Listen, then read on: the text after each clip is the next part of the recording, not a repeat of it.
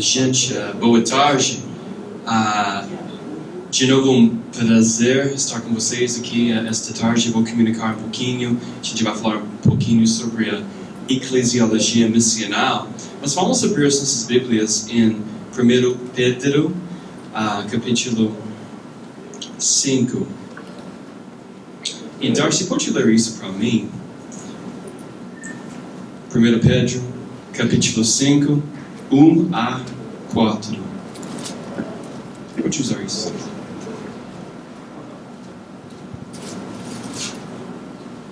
Portanto, apelo para os presbíteros que há entre vocês, e o faço na qualidade de presbítero como eles, e testemunha dos sofrimentos de Cristo, como alguém que participará da glória a ser revelada.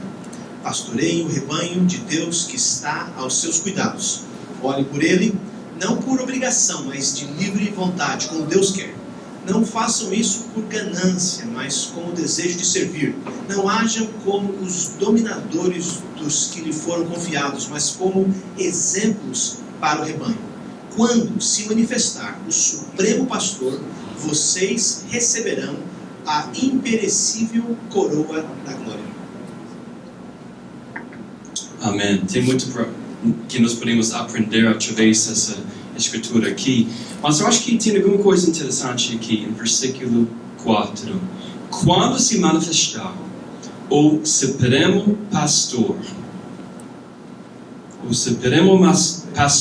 vocês receberão a imperecível coroa da glória. Quem é nosso Supremo Pastor? Jesus Cristo, né? Eu acho que isso é muito importante para nós lembrarmos. Quando a gente está falando sobre a missiologia, eclesiologia, a natureza da igreja, que a gente nunca tem uma presunção, a gente nunca está presumindo Jesus, mas ele é completamente óbvio para todo mundo. É isso que eu gostaria de compartilhar com vocês um pouco mais sobre hoje. Alguns de vocês já sabem, mas eu plantei uma igreja nos Estados Unidos com o meu irmão Chan Kilgore, em Orlando, Florida. Mais que 10 anos atrás, eu co-pastoreei essa igreja por 8 anos antes de mudar para o Brasil.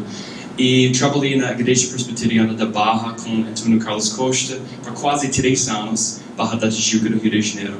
E agora a gente está plantando uma nova comunidade de fé chamada Igreja do Redentor, que também fica ao lado da Barra da Tijuca. Entre Barra da Tijuca e Jacarepaguá, para vocês que conhecem Rio de Janeiro. E eu vou dizer, quando eu vi o tema, eu pensei, um diálogo franco sobre os desafios da plantação de igrejas. Eu pensei, cara, eu sou o desafio. Para ser sincero, não somente o meu português, que é um desafio diariamente para mim, mas também eu sou um grande desafio para o crescimento da minha igreja, para o amadurecimento da minha igreja. Eu acho que essa introspeção é muito importante para nós, porque muitas vezes nós temos uma tendência de olhar, ele é problema, isso é problema, estratégia, mas a gente acaba esquecendo que nós somos muitas vezes o problema principal em nossa plantação. E então, a gente tem aprendido muito durante esses últimos meses, e eu gostaria de abordar um assunto que eu acho que é muito importante hoje em dia, particularmente no Brasil, que é a nossa eclesiologia. E não somente nossa eclesiologia, mas também a eclesiologia no contexto de uma plantação de uma igreja. E como eu falei, eu tenho morado no Brasil quase 4 anos. Eu vou compartilhar mais uma história para vocês. No primeiro 2 anos do meu casamento, a gente morava em Orlando, Florida, antes de mudar para o Brasil. E a minha esposa, Luciana, e eu morava lá em Orlando. E para vocês que conhecem, Orlando é uma cidade espetacular, muito para fazer. Você tem Disney, vários restaurantes, o clima é muito bom, especialmente para os Estados Unidos. E especialmente para todas as mulheres e alguns homens, é o lugar perfeito para fazer o quê? Fazer compras, right? Porque a gente sabe, tudo aqui é absurdo no Brasil, em termos de você vai para shopping, meu Deus. Tudo muito caro, a maioria dos lugares, né? Enquanto a gente morava lá em Orlando, nós recebemos muitos visitantes, particularmente brasileiros na época, amigos e amigas da minha esposa, porque era muito comum que eles passaram muitas semanas nos Estados Unidos e ela queria hospedar todo mundo. Então, na nossa casa se tornou um tipo de hotel. E eu aprendi muito sobre a cultura brasileira durante esses 2 anos. E eu lembrei uma noite em particular, quando a gente estava sentando com uma família querida, paulista, que tem nos recebido várias vezes quando a gente visitou São Paulo. E elas estavam jantando conosco. E era muito tarde, na verdade eu estava muito cansado. E o homem, o pai desta família falou, Che, eu acho que é tempo para nós sairmos. I think we need to be going. É tempo para nós sairmos. E eu falei, tudo bem. Eu me levantei da mesa, a gente estava acabando de jantar, e acompanhei a família até a porta. Eu abri a porta e eu falei, goodbye. E eu aprendi depois que toda a família ficou assustada, olhando a porta, né? Olhando a porta. E pior ainda, foi à noite, e eu, não sei como dizer, desliguei a luz, apagou a luz, né? Então eles estavam lá assim, e eu não entendi algumas coisas, né? Por que isso é interessante? Porque para o americano o tempo é mais importante do que a pessoa muitas vezes. Chegando a algum lugar na hora é muito importante.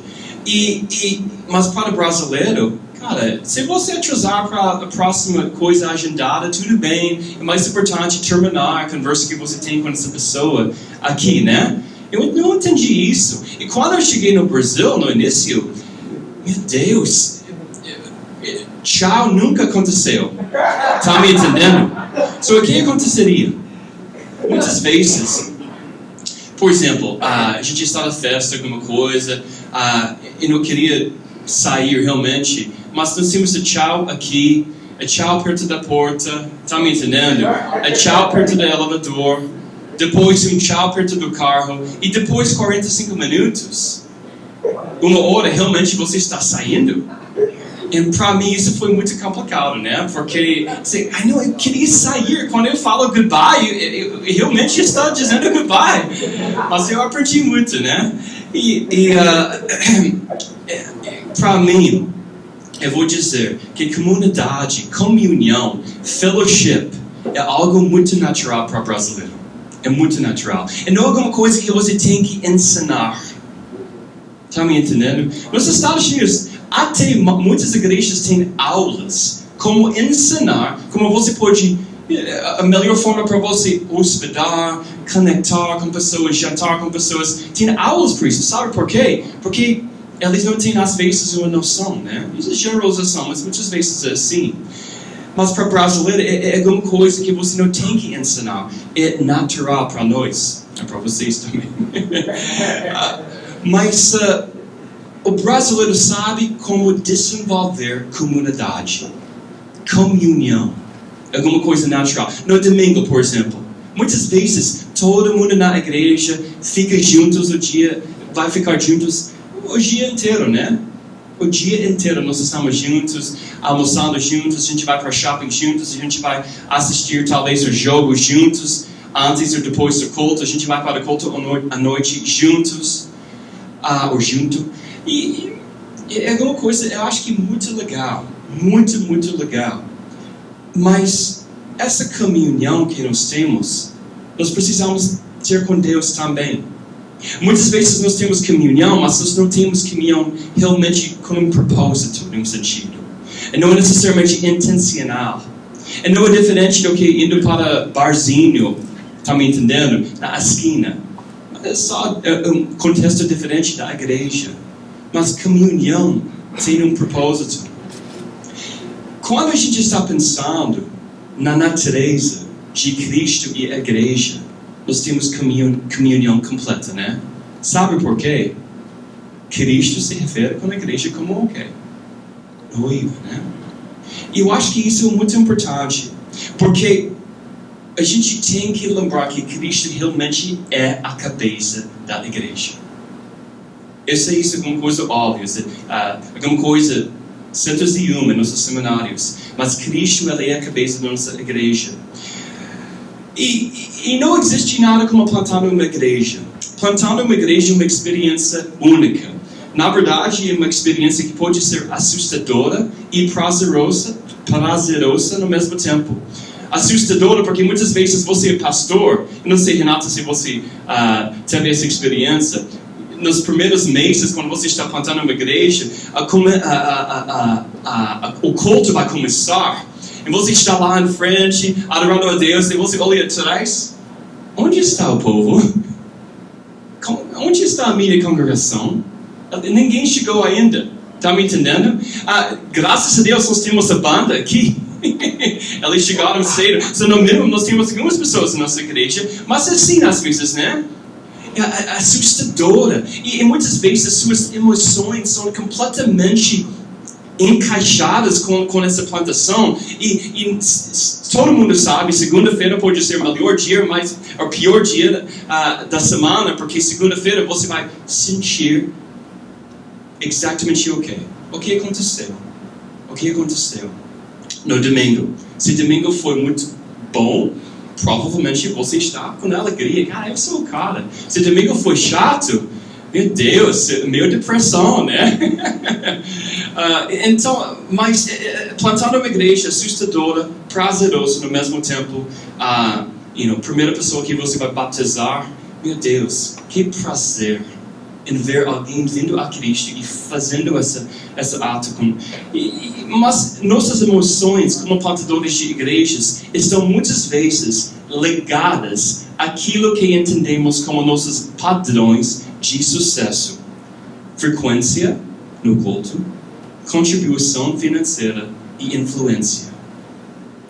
Infelizmente, essas emoções podem causar estragos na própria vida da igreja que nós estamos plantando, porque essas emoções têm uma tendência para impactar as nossas decisões mais do que nós percebemos. E ao invés de permanecermos centrados no Evangelho, centrados em Cristo, lembrando que Ele é a cabeça da igreja, nós acabamos nos tornando centrados em metas, muitas vezes. E em vez de sermos homens de oração, nós se tornamos homens de reação, reagindo sempre. Em vez de ouvir a voz do Espírito Santo, buscamos fazer em dobro alguma coisa que um outro líder, um outro pastor fez que deu certo. Por isso, muitas vezes, acabamos por tomar decisões ruins. E nós temos uma triste realidade que eu falei um pouquinho durante a minha palestra, quarta-feira, sobre o qual poucos pastores estão dispostos a falar. Muitíssimas igrejas são lideradas de um modo puramente pragmático. Isso é o que eu tenho visto. Eu não sei sobre seu contexto, sua realidade. Mas pastores muitas vezes saltam de uma conferência para outra na esperança de encontrar algum segredo para o sucesso ou as melhores práticas com as quais podem correr para casa e implementar na sua igreja. Outros nutrem a esperança de que talvez sua igreja um dia vai se tornar o tipo de igreja que vai hospedar esse tipo de conferência, né? Todos os pastores vão migrar para a sua conferência, para a sua igreja. O problema em liderar uma igreja de modo pragmático é que essa igreja se torna uma colcha de retalhos das melhores práticas que são postas juntas como um Frankenstein. Agora, hoje em dia eu estou trabalhando numa igreja em inglês, onde eu estou servindo também como pastor interino no Rio de Janeiro. É a igreja mais velha, mais estabelecida, onde eles falam inglês na cidade do Rio de Janeiro. E eu estou servindo lá, principalmente para pregar, né? Em que é muito legal pregar em inglês, eu gosto muito porque... então, de manhã eu vou pregar em inglês, da tarde em português. E nessa igreja bem interessante, eu não queria criticar porque isso está sendo gravado, né? Mas nós temos alguns desafios. Um desafio é o seguinte: essa igreja, o que eles têm em comum não é necessariamente teologia, é a língua inglesa. Está me entendendo? Se você tem expats, pessoas vindo de outros países, eu sou batista, eu sou assembleano, eu sou católico, eu sou... Todas as denominações aqui, nesse contexto, né? Então, quando eu entrei na igreja pela primeira vez, eu pensei, meu Deus, esse culto é como Frankenstein. Nós temos louvor carismático, depois órgão, alguma coisa assim, depois nós temos uma leitura responsiva, depois nós estamos lendo um salmo, depois um hino, ok? Alguma coisa assim. É muito estranho, nada fez realmente muito sentido, né? Na liturgia do próprio culto, né? Sabe por quê? Porque eles, na minha experiência, eu não sei se eles realmente pensaram bem em o que nós temos em comum, que não é necessariamente só a língua inglesa, mas na verdade é Cristo. E Cristo deve decidir. Cristo, Ele vai decidir o que nossa igreja vai ser ou não vai ser. Ele vai nos ajudar a contextualização. Ele vai nos orientar em termos de música. Ele vai nos orientar em termos de liderança. Eles não têm um conselho, têm um outro estilo, né?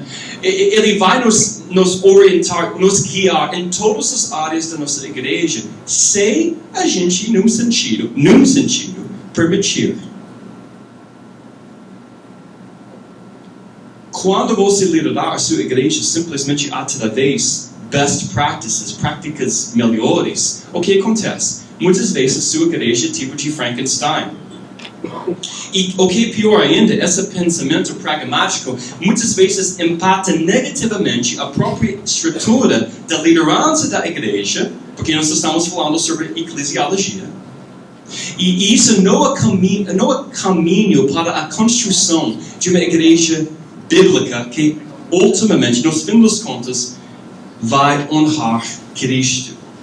E aí que reside o problema que a maioria das igrejas evangélicas tem, que nós vemos. Na raiz, um problema espiritual quanto teológico.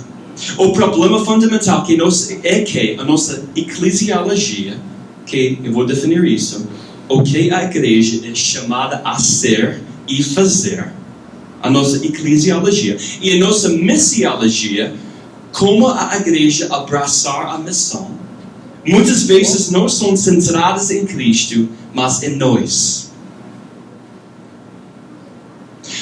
Porque o que nós queremos sobre Cristo diz tudo. O que nós queremos em relação a Jesus diz tudo. Sobre a divindade dele, como ele é soberano, sobre o relacionamento que Cristo tem com a igreja. Que na verdade nos orienta para a primeira questão que eu fiz aqui. Quem é o pastor senhor da nossa igreja? Falando francamente, é Jesus. Tem que ser Jesus Cristo. Porque Ele é acima de todas as coisas e Ele está em todas as coisas. Nós ouvimos e nós citamos muitas vezes a oração de Saint Patrick. São Patrick. Cristo comigo. Cristo à minha frente. Cristo atrás de mim. Cristo em mim. Mas será que Cristo realmente tem um impacto visível na liderança da nossa igreja e também nos nossos métodos? Ele realmente está conosco à nossa frente, atrás de nós e também é em nós. O que me leva à questão da nossa cristologia. Sabe, muitas vezes eu preciso escrever um texto em português. Muitas vezes eu vou escrever em inglês, na verdade, e depois vai ser traduzido para português. Mas quando eu estou escrevendo em português, eu vou admitir, às vezes é um pouco chato, né? Porque eu não sei, concordância verbal, regência verbal, muitas coisas. É bem complicado. E às vezes eu tenho que confiar em Microsoft Word. Microsoft Word vai, consultar algumas coisas, né? Enquanto, é engraçado, quando eu estava preparando esse texto, o Microsoft Word não reconheceu a palavra cristologia. Cristologia. E eu pensei, talvez eu esteja soletrando a palavra errada. Eu pensei assim. Eu pensei, e na verdade, o que eu fiz? Eu fiz um clique na palavra cristologia e o substituto foi criptologia. Criptologia. Eu pensei duas coisas. Primeiro, é óbvio que a gente não tem muito crente trabalhando no Microsoft. Segunda coisa que eu pensei é talvez isso seja uma palavra profética para nós. Como sortir. E as flores eu não vou mencionar, porque todo mundo... Cara, eu sou a cara das flores, né? O que é criptologia? Criptologia, não estou falando sobre cristologia, mas criptologia. Eu procurei na Wikipedia, né? Primeira coisa, criptologia é o campo que engloba a criptográfica e criptoanálise. Eu pensei, muito bom, agora é claro para mim.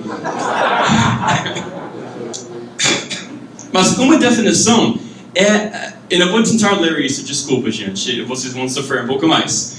Criptologia é o estudo dos princípios e técnicas pelos quais a informação pode ser transformada de sua forma original para outra elegível, de forma que possa ser conhecida apenas por seu destinatário, ou que a torna difícil de ser lida por alguém não autorizado. A própria definição é muito complicado para nós, né? De uma forma mais simples, criptologia é tornar uma mensagem clara, é tornar uma mensagem clara numa mensagem confusa. Você vai confundir pessoas com criptologia.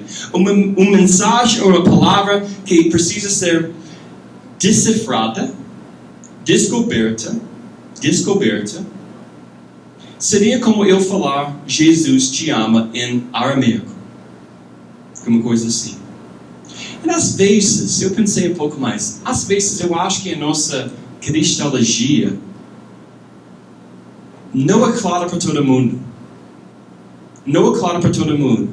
Eu não estou simplesmente falando sobre a pregação, eu estou falando sobre a natureza que Cristo tem com a nossa igreja. Nossa cristologia, nossa eclesiologia, como a nossa liderança, o que a gente está dizendo quando a gente fala sobre liderança.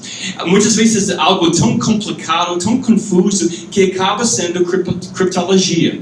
Pessoas não entendem o que realmente nós queremos sobre Jesus. Sabe por quê? Porque às vezes nós não sabemos. Porque o que nós queremos sobre Jesus, incluindo sua própria natureza, particularmente na forma como ela se expressa por meio do seu corpo, a igreja também diz tudo. Assim, a nossa cristologia deve determinar a nossa eclesiologia. Na verdade, Cristo é a nossa eclesiologia. Em outras palavras, uma teologia forte, bíblica, centrada em Cristo, deve determinar a nossa eclesiologia, bem como a nossa metodologia e missiologia. Ela deve determinar quem nós somos, bem como nossas práticas ministeriais. Portanto, a nossa cristologia e a nossa eclesiologia são uma mesma coisa. Afinal das contas, a igreja é o corpo de Cristo, né? Você não acha que quando a gente está falando sobre conselho, quando a gente está falando sobre diáconos, coisas na Bíblia, que nós não estamos falando sobre o corpo de Cristo? Nós estamos falando sobre um aspecto de Cristo, né? Como nós podemos separar? Isso é Jesus e agora a gente vai falar sobre diáconos. Não é assim. Jesus é o plantador da igreja. Nós vemos isso em Hebreus capítulo 3. Ele é o pastor senhor que lidera a igreja. A gente acabou de ler isso. Ele é a cabeça da igreja. Ele desenvolve e edifica a sua igreja. Nós vemos isso em Mateus capítulo 16. E ele pode fechar uma igreja por ela ter se tornado infiel ou sem fruto. Jesus é o líder da nossa igreja, a cabeça da nossa igreja. Então nós devemos conhecer Jesus, devemos conhecer a face de Cristo, a fim de termos conhecimento da glória de Deus. Num mundo cada vez mais pós-cristão, em que alguns de nós vivemos, nós não podemos assumir quando dizemos Jesus, todos nós estamos falando sobre o mesmo Jesus. Da mesma forma, quando nós plantamos uma igreja e nós falamos sobre Jesus, nós não devemos assumir que nossa igreja sendo plantada realmente está entendendo e realmente tudo está centrado em Jesus. Porque hoje em dia, muitos homens, muitos pastores estão tomando partes de quem Jesus é e construindo uma eclesiologia em torno de um único aspecto de Cristo. Está me entendendo?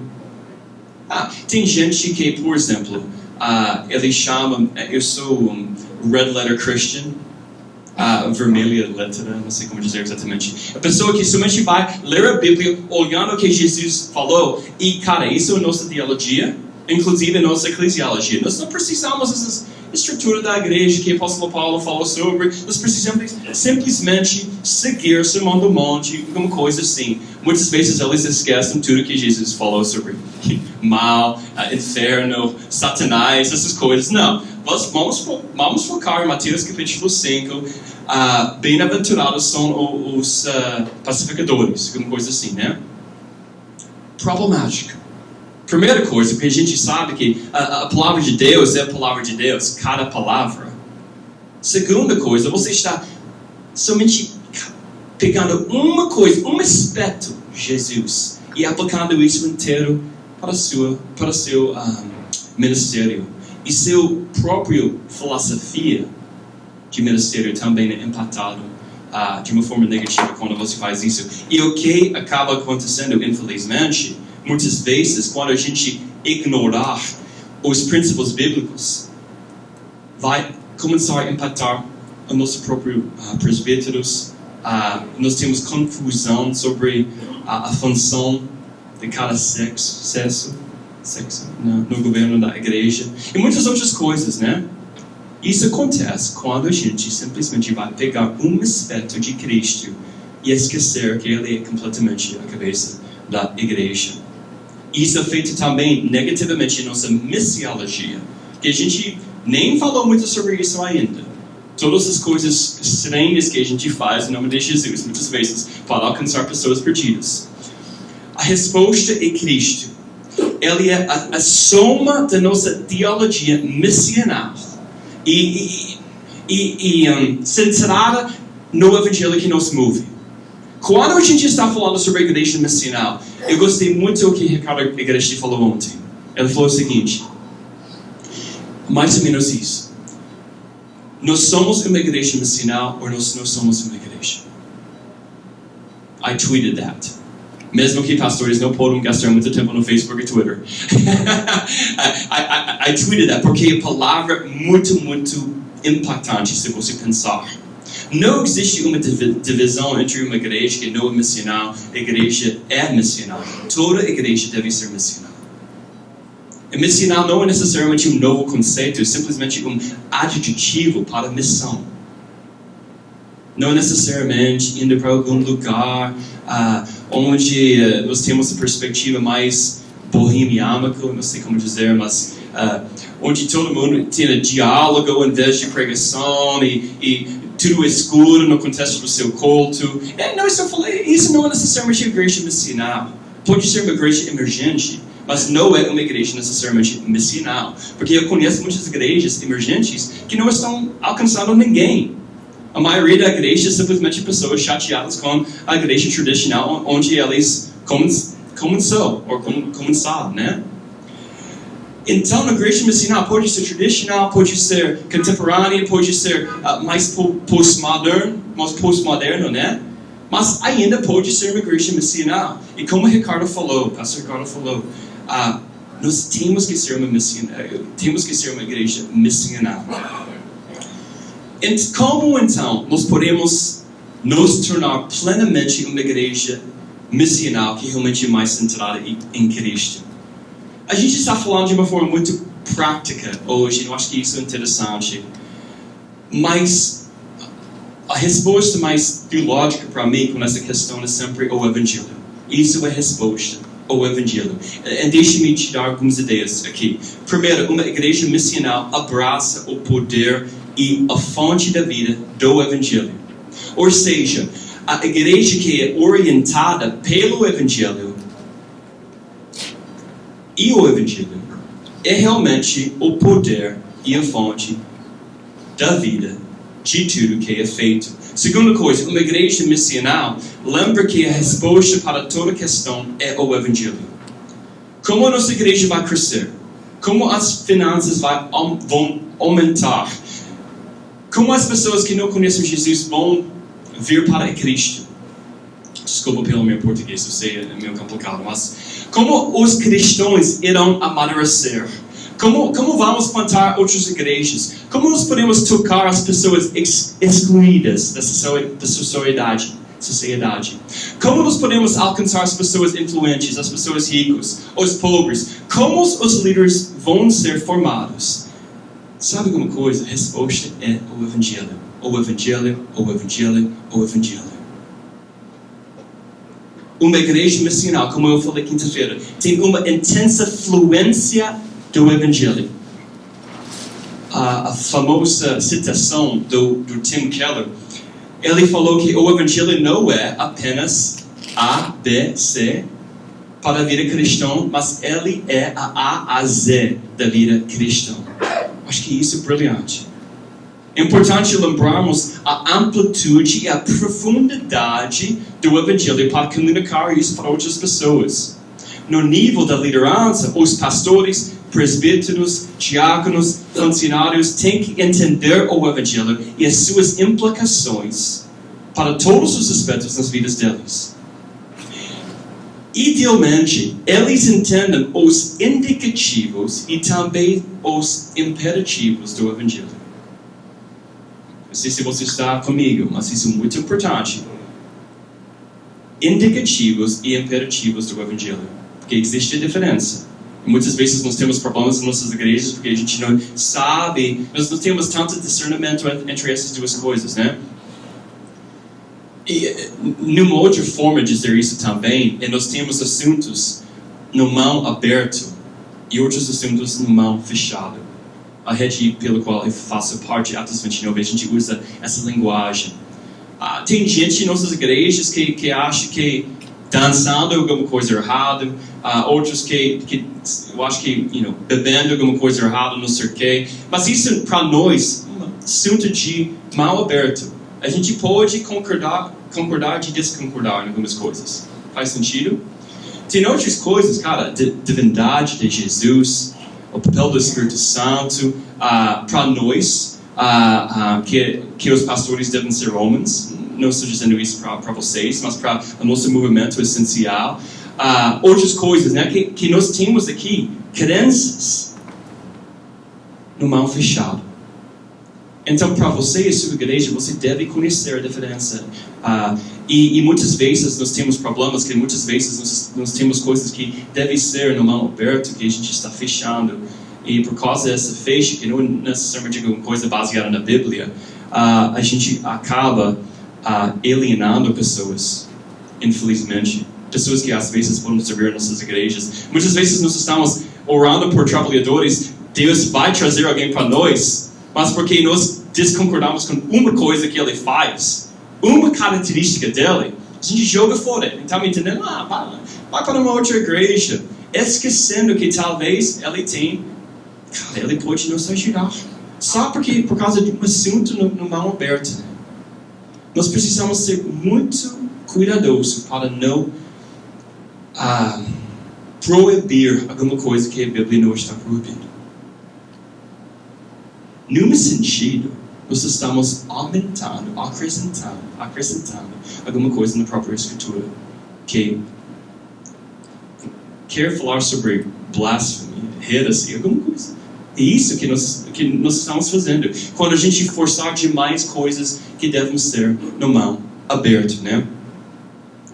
Então, eles entendem os indicativos e os imperativos do Evangelho. Eles usam terminologia procedente do Evangelho. E assim, a resposta para cada pergunta realmente é o Evangelho. Agora, eu não estou falando sobre, em EBD, com as crianças, a tipo de falsa harmonia, quando a gente está falando sobre a resposta sempre Jesus. Qual é o bicho que vai na árvore e a criança vai falar durante Sunday School? A resposta é Jesus, né? Porque a resposta com tudo é Jesus.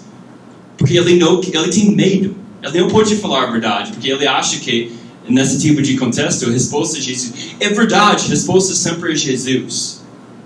Mas quando a gente está falando sobre eclesiologia, missiologia, cristologia, a resposta realmente sempre é Jesus, é o Evangelho. Lembre-se que nós somos somente servos nesse processo. E sendo assim, precisamos resistir ao pragmatismo do mundo.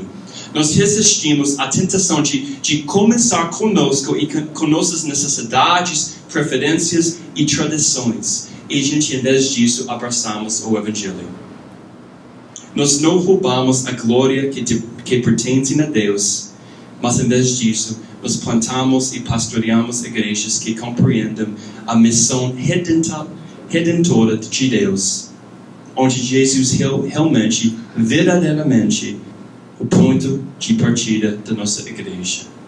Porque a gente sabe que Ele é o ponto de partida e também Ele é o ponto final. Então, gente, vamos fazer isso. Vamos fazer com que tudo seja em relação a Ele. Porque realmente isso deve ser a nossa realidade quando nós estamos plantando igrejas. Irmãos, não esqueçam Cristo como a cabeça da sua igreja, sua plantação. Se esquecer, sua vida vai ser bem mais difícil do que a gente gostaria de ver. Amém? Amém. Obrigado, gente. Todos nós precisamos de mentores. As empresas levam isso muito mais a sério do que a igreja. Pelo menos eu conheço muitos executivos e todos eles têm mentores. Aliás, nos Estados Unidos há uma rede de mentores que só vivem disso. Eles cobram por hora. Então é tão levado a sério isso. Então, é claro, você como presbítero, eu sei que você está envolvido na igreja, precisa de mentor. Tá? A resposta é simples, precisa de mentor, não resta dúvida. E novamente, volta à tona, eu tenho certeza que é o que para na cabeça de todos. Eu estava discutindo lá na salinha com o Ricardo, até falando para o Ricardo, vou deixar um desafio para você. O CTPI precisa de criar um curso para mentores, né? E eu estou disposto a caminhar com o CTPI para ver se a gente pode oferecer. Não, eu não creio que a gente vai formar mentores, mas a gente vai orientar pessoas dando caminhos a fim de que eles possam fazer uma mentoria saudável. E mentores, então, diversos tipos de mentores e diversos tipos de mentoria.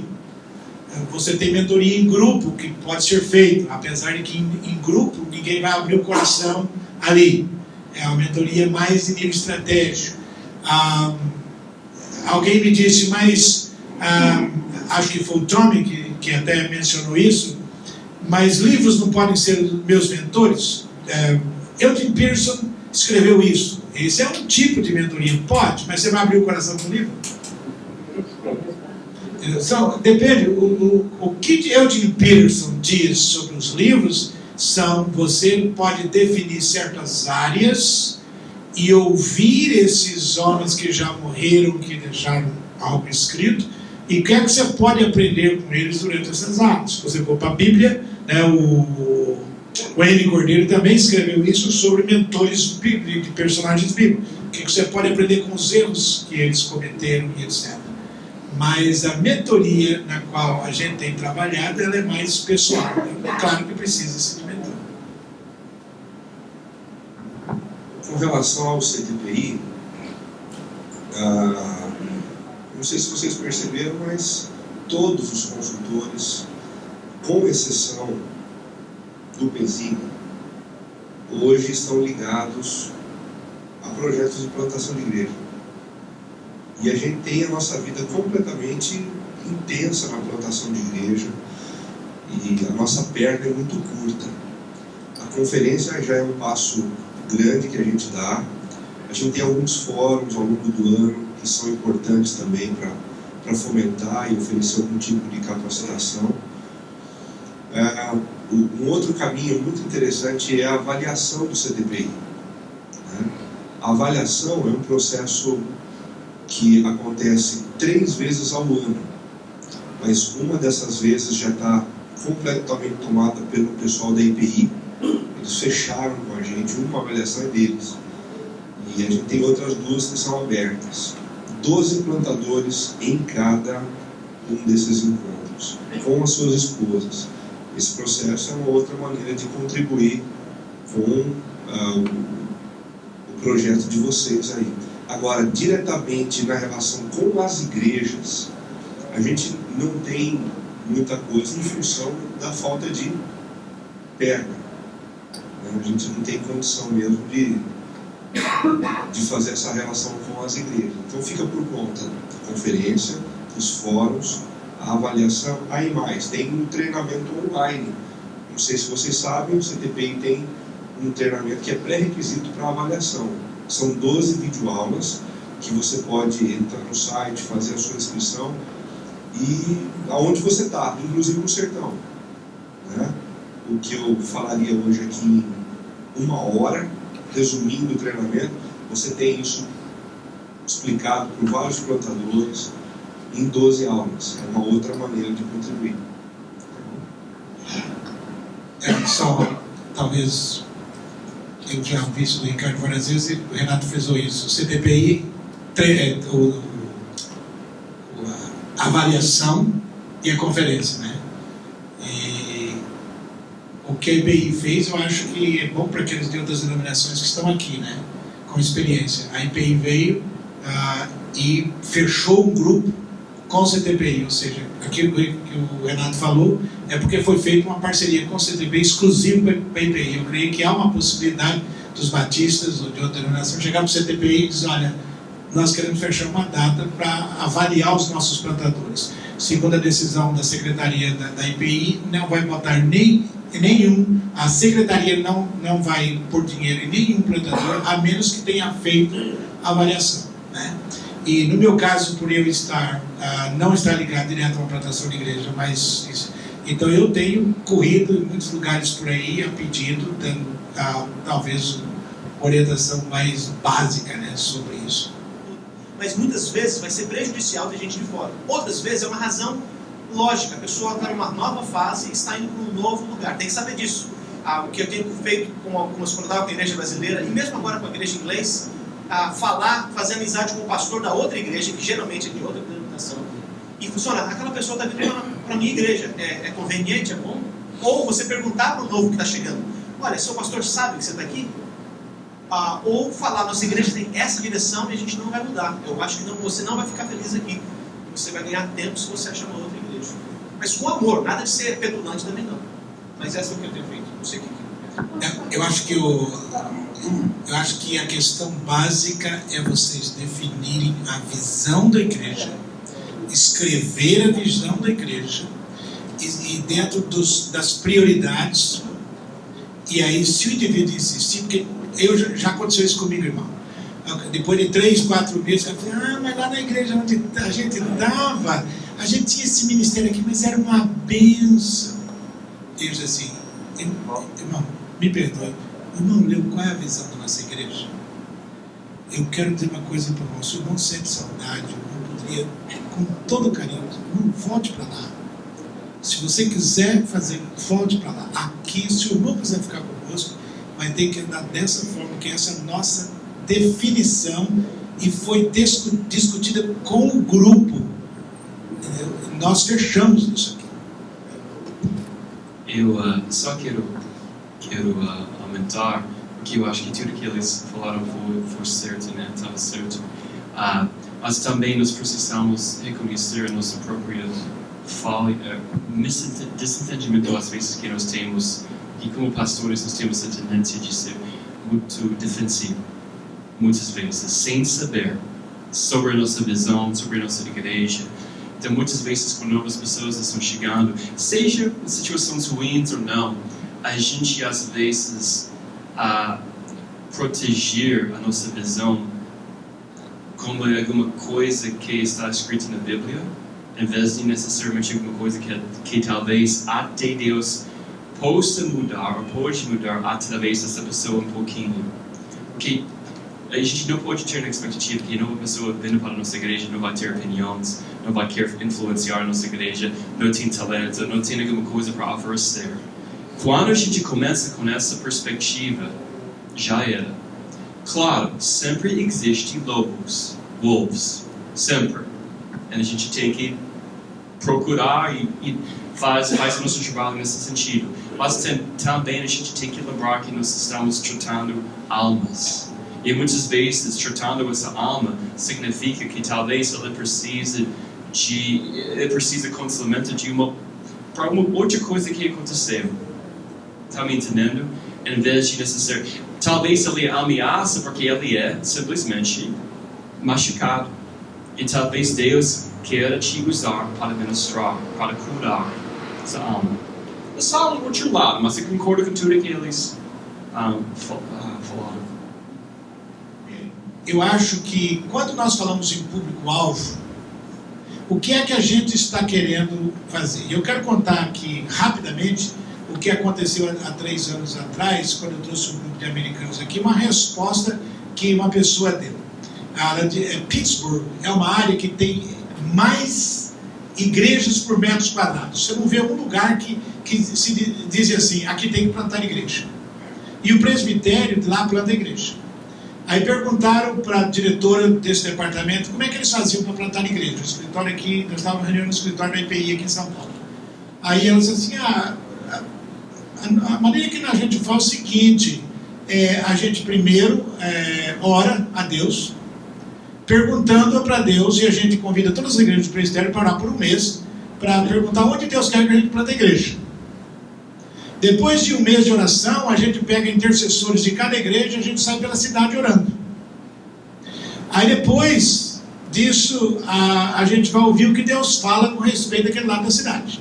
Uma vez que Deus mostrou, a gente vai para as pesquisas para ver então qual a população daquele local que não frequenta a igreja. E a importância da gente saber a idade, a escolaridade e o percentual de pessoas que não frequentam a igreja é para a gente definir várias coisas. Primeiro, se for alguém de classe alta, como o Saião, por exemplo, está lá, nós temos que ter um plantador certo. Pegar um plantador que tenha condições para comunicar o evangelho e é muito difícil, é mais fácil arrumar gente que comunica com a classe mais baixa do que com a classe alta. E faixa etária também. Vamos supor que a gente descobre que onde Deus quer que a gente plante igreja, aí seja a população que não frequenta a igreja seja jovem, por exemplo, certo? Uma população entre 18 a 30 anos. Aí isso vai nos mostrar também o pastor que vamos colocar lá. Não vai colocar um pastor aí de 60 anos de idade, os cabelos brancos, para chegar lá, tocar rock ou alguma coisa assim para ganhar essa população. Então a gente não ignora esses princípios técnicos, vamos dizer assim, utilizados pelas empresas, que eles nos dão algum sinal, mas a gente não ignora o fato de que Deus está nos colocando lá. Aí perguntaram para ela, porque dentro das igrejas históricas dos Estados Unidos, no passado, eles punham $1.200.000 para plantar uma igreja e falhavam em 53%. Aí perguntaram para eles: escuta, e vocês têm falhado alguma vez? Assim, bom, em 100 anos não. Então, veja só que coisa interessante. Então, a definição do público-alvo é muito interessante. Ou seja, antes do Renato ir lá para Sorocaba, veio de lá já uma pesquisa feita pelo presbitério que já descobriu mais ou menos, né, a classe social que não frequentava a igreja. Agora, Deus quer que essas pessoas, Deus ama essas pessoas e Deus quer ganhá-las, quer que elas sejam alcançadas pela sua graça. Então, nesse sentido é que a gente usa as pesquisas, né, para que a gente possa ter um direcionamento a escolher o plantador certo, com as qualidades certas, né, a fim de que nós consigamos ter mais êxito na pregação do Evangelho em levá-los a Cristo. Eu me lembrei de uma coisa, lá no nosso projeto de Sorocaba, a gente tinha um encontro do grupo base, mas a gente tinha um encontro público que ainda não era o culto público. Então, talvez um caminho, e eu fiz isso em Sorocaba pelo seguinte: eu estava cultivando no coração do pessoal do grupo base a vontade de evangelizar e tal, e eu não queria que eles não pudessem convidar os amigos para participar de alguma coisa. Então a gente desenhou assim: de domingo a gente tinha um encontro na minha casa, onde a gente estudava sobre a formação do grupo base. E durante a semana à noite, eu tinha um encontro público, que não era assim um culto público como a gente estava sonhando fazer, era só uma palestra, uma série, com algumas músicas. E o pessoal que queria evangelizar os amigos levava para esse lugar. Depois que a gente terminou a formação do grupo base, esse encontro foi para o domingo e virou o culto público, mas com os contornos que a gente decidiu na formação. Então, talvez um caminho legal para você seja o seguinte: começar um encontro público, né, num lugar diferente ou num horário diferente do horário que vocês vão de fato fazer o culto público, para vocês terem um encontro público.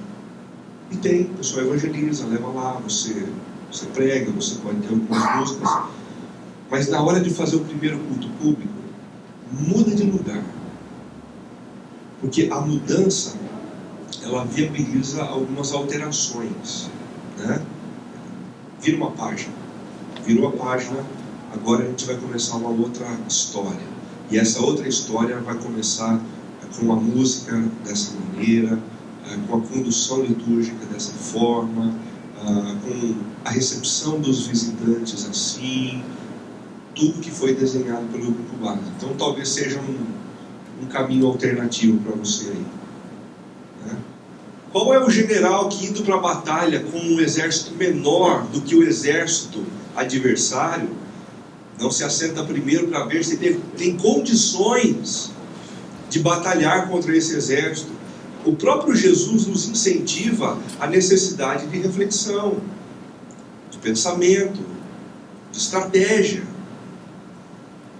Em relação a isso, ou em reação a isso, um novo grupo levantou-se na década de 60, convencido de que sem as ciências sociais a igreja não veria crescimento. A gente saiu do 8 e foi para o 80. O primeiro grupo dizia: não, só essa doutrina e a gente não precisa conversar com ninguém. O outro grupo disse: a gente só precisa das ciências sociais. Porque se a gente entender como as pessoas funcionam, a gente faz encher as igrejas. E foi exatamente pensando assim que algumas pessoas ligadas ao MCI, Movimento de Crescimento de Igreja, começaram a trabalhar. Eles só consideravam questões metodológicas, sociais, antropológicas. Vou dar um exemplo.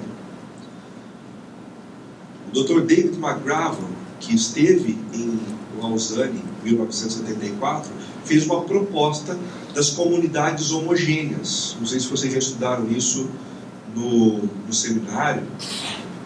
Mas o entendimento dele era o seguinte: faça uma igreja para pessoas iguais, e essa igreja vai crescer numa velocidade muito maior do que uma igreja para diferentes.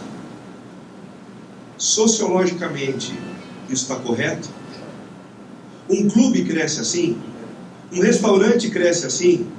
Um grupo de amigos cresce assim? Cresce! Claro que cresce. Pergunta: mas isso é igreja?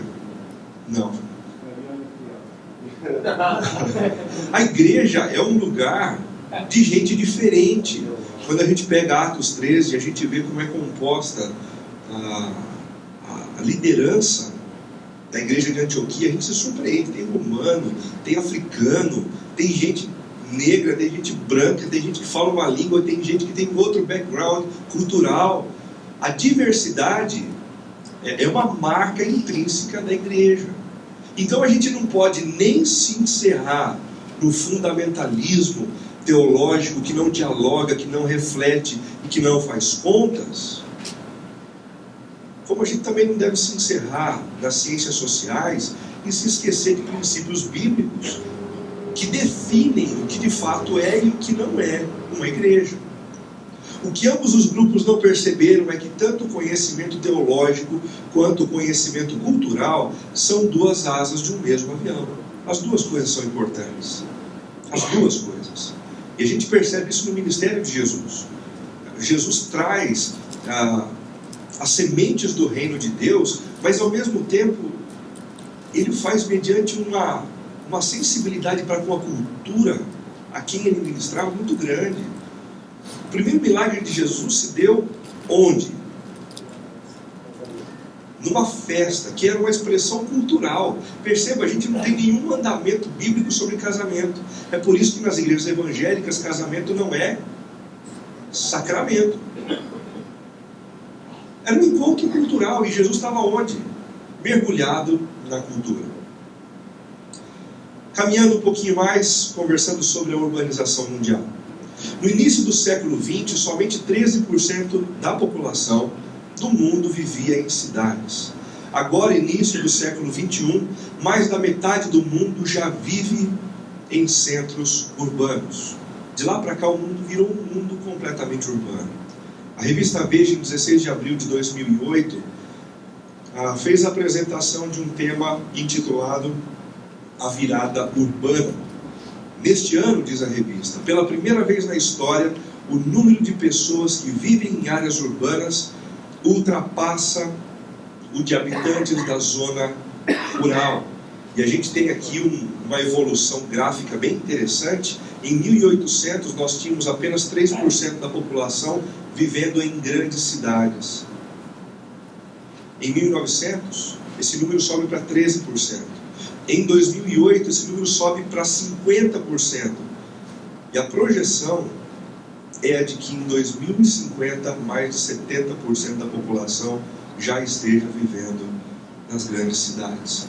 Isso significa que o mundo está mudando. O mundo está deixando de ser um mundo rural para ser um mundo essencialmente urbano. A migração de mais de 1 bilhão de pessoas para as cidades nas últimas 2 décadas representa o maior movimento populacional da história. Um dos movimentos populacionais que a gente tem na Bíblia é um movimento descrito em Gênesis 12. Muito provavelmente pessoas estivessem passando por uma fase de migração, e é isso que a gente percebe acontecendo ali na vida de Abraão. O que acontece hoje é um movimento semelhante. Um monte de gente está deixando o campo e vindo para a cidade. Em 1950, somente 2 cidades, Nova York e Londres, tinham mais de 8 milhões de habitantes. E no final deste século, elas passarão a ter mais de 22 milhões de habitantes. Algumas das piores formas de sofrimento são encontradas entre pessoas recém-chegadas nas cidades. Eles estão despreparados para as dificuldades que nelas encontram. E a gente percebe isso de maneira muito clara em grandes cidades como São Paulo, como Rio de Janeiro. Não sei se você já percebeu no rodoviário, o pessoal descendo do ônibus, com aquelas caixas enormes na cabeça, o olhar marejado, e o pessoal assim, sem saber para onde ir. num outro nível, a gente começa a perceber o pessoal com fome, na porta da rodoviária, eles não encontraram um lugar para ficar, imaginavam que seria mais fácil, não tem trabalho, então eles começam a trabalhar como semi-escravos na construção civil. Alguns deles começam a entrar na criminalidade por conta disso, pequenos furtos para poder sobreviver. A gente fala de moradores de rua, a gente fala de gente que vive em assentamento. Aqui em Campinas tem um assentamento com mais de 100 mil pessoas. E o sofrimento nessas regiões é um sofrimento muito intenso. Eles não possuem as habilidades ou o treinamento requerido para os trabalhos oferecidos e não possuem dinheiro suficiente para o seu sustento. Assim, são forçados a viverem em favelas ou novos assentamentos localizados na periferia, em casas construídas com pedaços de madeira, latão ou papelão. Novos assentamentos ou favelas em estágio inicial são carentes de água, esgoto, eletricidade, pavimentação. Os residentes vivem sob constante ameaça de expulsão. Eu lembro de uma situação aqui em Campinas, quando eu ainda pastoreava por aqui. A prefeitura queria muito uma região que era tomada por assentamento, e eles ofereceram para os moradores desse assentamento a possibilidade de morar em um lugar onde haveria casa para eles.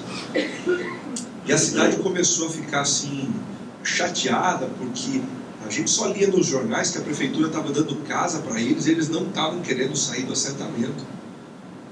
Por quê? Até que de repente eles tiveram a ideia de entrevistar o pessoal para saber o que estava acontecendo, e eles disseram: vocês viram para onde eles estão tentando nos mandar? Eles estão nos dando casa num lugar distante da cidade, muito distante, mas a gente não tem ali transporte, não tem como chegar, não tem como sair. A gente não tem energia elétrica, não tem como aquecer a casa, não tem como sobreviver. Não tem posto de saúde, alguém ficou doente, morre. O que a prefeitura está tentando nos oferecer é um meio mais rápido de partir dessa para melhor.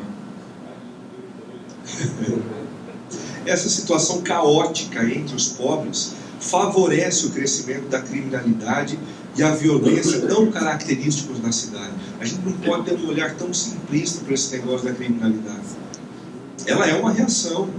Ela é uma reação ao fato de que a cidade cresce de maneira desordenada e não oferece as condições necessárias para que as pessoas sobrevivam. Mas esta violência não se restringe aos pobres. Entre as classes média e alta surge um outro tipo de violência, a violência da competitividade. Aqui o pessoal não usa arma. Às vezes tem vontade de usar, mas na verdade o que eles fazem é puxar o tapete um do outro para poder mostrar para o chefe que eles conseguem alcançar uma meta maior do que a do vizinho da mesa ao lado. E essa competitividade tem gerado doenças emocionais terríveis. É na cidade que crescem problemas com estresse, é na cidade que crescem pessoas com problema de ansiedade, com síndrome do pânico e tantas outras doenças emocionais. Para isso é muito importante que a gente compreenda que o mundo mudou. Ele deixou de ser um mundo rural e ele se transformou num mundo urbano. E as lógicas de compreensão desse novo espaço são diferentes. E quem deseja plantar uma nova igreja precisa entender como pensa um morador de cidade. E o que eu quero fazer com vocês agora é arriscar alguns palpites, baseados aí numa leitura muito interessante que o autor de As Lógicas da Cidade, João Batista Libânio, fez alguns anos atrás uma das suas obras-primas. A gente vai ver algumas dessas lógicas e a gente vai ver algumas das implicações disso para a plantação e revitalização de igrejas, tá bom? A primeira lógica é a lógica do corte entre o espaço da moradia e trabalho. No mundo rural, o que acontecia? O trabalhador morava ao lado do local de trabalho, mas na cidade há uma perceptível separação. No mundo rural, o cara levanta, ele está quantos minutos do trabalho dele? 2 minutos, ele trabalha na roça, no quintal da casa dele. Mas isso não acontece na cidade. Mudou a lógica. Existem zonas residenciais, existem zonas industriais, existem regiões próprias para você ter o seu momento de lazer, de diversão, de entretenimento. Uma reação a esse corte tem acontecido através da informatização. E a gente chama isso de benefício. As empresas dizem assim, viu, você é um cara tão bom para a nossa empresa, tão importante, que a gente vai dar para você um notebook. Você é uma pessoa tão importante que a gente vai pagar o seu celular. Mas na verdade o que eles estão fazendo é tentando te escravizar 24 horas por dia, né? Leva trabalho para casa, porque você perde muito tempo no trânsito para o trabalho. Você não pode ficar esse tempo todo a parte do que acontece na empresa. Uma forma pobre que está fazendo o trabalho, está trazendo o trabalho para casa, tem a ver com a proliferação das microempresas. Então eu não vou trabalhar na zona industrial, mas eu começo a montar um negócio dentro da minha casa. É uma reação a esse corte da distância entre o espaço da moradia e o espaço do trabalho. Quais são alguns desafios para a plantação de igreja, para a revitalização de igreja, a partir de uma eclesiologia missional? Em primeiro lugar, estabeleça a quantidade de programas da igreja, bem como os seus horários de funcionamento, de acordo com a rotina daqueles a quem você deseja alcançar. Fique atento, a rotina das pessoas mudou. Algumas das pessoas que moram em São Paulo, que moram no Rio de Janeiro, que moram em Campinas, gastam até 1 hora, a 1h30 para chegar no local de trabalho. Voltam para casa tarde da noite. No final de semana, alguns têm que manter essa rotina. A vida está acelerada. Você precisa pensar nos horários dos encontros da igreja, considerando essa nova lógica. Se você encher um projeto de plantação de igreja de atividade, você nunca vai conseguir plantar uma igreja urbana. Porque as pessoas que não são cristãs vão olhar para a quantidade de programas que você tem e eles vão dizer, é impossível. É impossível, eu não consigo. A gente precisa trocar nos centros urbanos a quantidade de programas pela excelência nos programas. É fazer pouco com muita excelência. É fazer pouco com muita qualidade. Vamos tentar fazer uma avaliação assim, bem honesta do que acontecia como fruto da experiência no mundo rural. A gente enchia a igreja de programas, né? A gente tem enchido ainda as nossas igrejas de programa, e sem propósito muitas vezes. Deixa eu dar um exemplo para você. Você já se deu conta de quantas mensagens a gente acaba oferecendo às pessoas de domingo na igreja? Vamos lá, começou o culto, de manhã, abertura da escola dominical, uma breve meditação, ok? Meditação. Vamos dividir agora em classes, para a gente ter os nossos estudos. Segunda mensagem. Aí o pessoal volta para o culto, tem o tempo, o culto no templo, né? É a terceira mensagem. Daí à tarde tem o ensaio do pessoal do coral, mais uma mensagem, 4. E depois a gente vai para o culto, 5 mensagens. Sabe o que você faz? Sabe o que uma pessoa faz com 5 mensagens diferentes no mesmo domingo?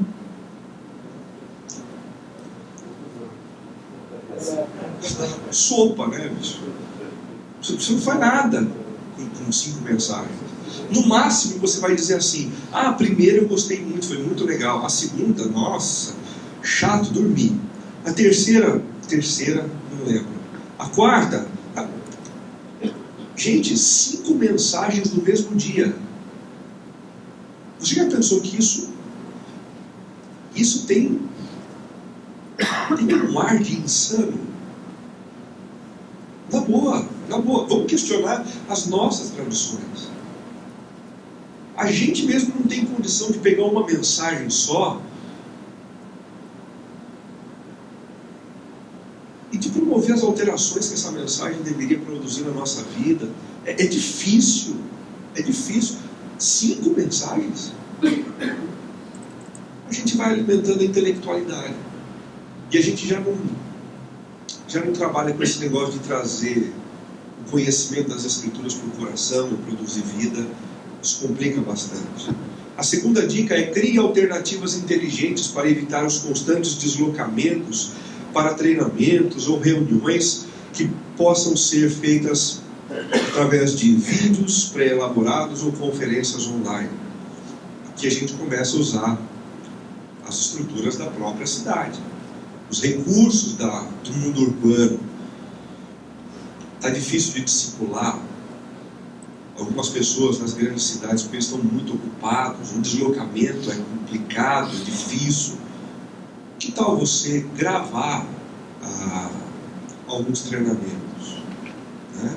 E a pessoa recebe de você um DVD onde ela vai assistir ou vai ouvir esse treinamento, e depois de 3 ou 4 aulas você senta com a pessoa. Você diminui o gasto de tempo, o gasto de energia nessa história de ficar perdido no trânsito, né? Você viabiliza. Financeiro também. E, gente, vamos parar de pensar que esse negócio é coisa para rico, hein? Porque isso aqui é coisa muito simples. Hoje todo mundo tem celular, você consegue gravar você falando do seu celular. As coisas são muito simples hoje em dia. Uma segunda lógica é a lógica do corte entre o espaço privado e o público. Preste atenção que esse negócio é maravilhoso. Enquanto a casa no mundo rural era um espaço aberto. O que é um espaço aberto? Espaço aberto é espaço livre, todo mundo entra. Aquele negócio assim que você está passando na rua, você sente o cheiro do café, aí você bate na cara do sujeito, opa, já vai abrindo a porta, estou sentindo cheiro de café, tem pãozinho de queijo, vamos sentar, comer um pão, a gente entra na casa e tal. Essa é uma cultura do mundo rural. Porque a casa no mundo rural é um espaço aberto. A casa no mundo rural é um espaço de intimidade, onde a gente faz amigos. João Batista Libânio diz que nos grandes centros urbanos a casa deixou de ser o lugar da intimidade para se transformar no lugar da privacidade. Sabe o que é que isso significa? O que antigamente era a sala do mundo rural, hoje é o quarto. As salas são desse tamanho, pequenininhas. Não tem mais espaço para o pessoal se relacionar. Minha sala é pequeniníssima, pequeniníssima. O pessoal não fica sem roupa no quarto, fica sem roupa na sala. A casa virou um lugar da privacidade. Oh, mas onde é que a gente vai encontrar as pessoas? Aonde a gente vai se relacionar com elas? Aonde a gente vai fazer amigos? Alguma ideia? Pessoalmente. Shopping, café. Eu estou plantando uma igreja em Sorocaba. Se eu disser que eu conheço a casa de 20% do grupo que frequenta a minha igreja, eu estou mentindo.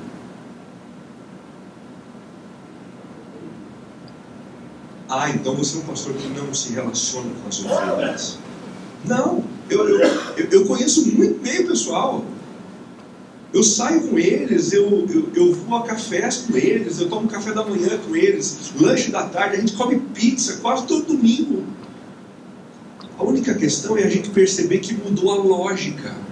A intimidade não se desenvolve mais nos grandes centros urbanos dentro da casa. Se você, numa plantação de igreja, num grande centro urbano, receber um visitante e disser assim: cara, você veio, que bom, vou passar na sua casa hoje. Você pode ter certeza que esse cara nunca mais volta, porque ele vai se sentir invadido na sua privacidade. Algumas estratégias, como a visitação, precisam ser repensados em grandes centros urbanos. Ah, Renato, na minha cidade não é assim. Minha cidade é uma cidade pequenininha, as pessoas... Ok, ótimo. Mas quanto maior o grau de urbanização de uma cidade, mais evidente fica esse corte.